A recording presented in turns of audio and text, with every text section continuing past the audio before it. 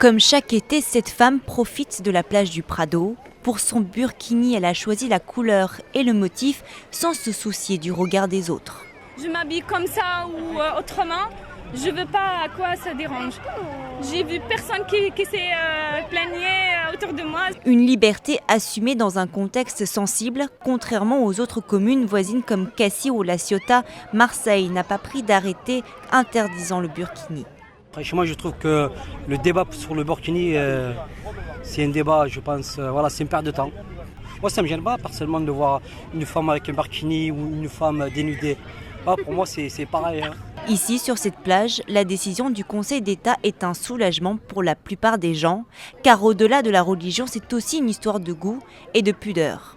C'est une tenue matière polyamide, comme les maillots.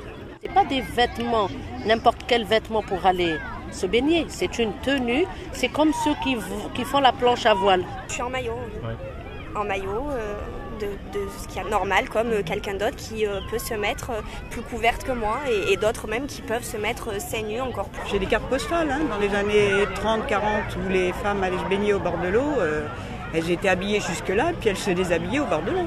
La municipalité interdit en revanche les vêtements amples, comprenez le hijab, pour des raisons d'hygiène et d'entrave au sauvetage. Jeudi dernier, 2 jeunes femmes qui se baignaient voilées et habillées ont été sommées de sortir de l'eau par les forces de l'ordre.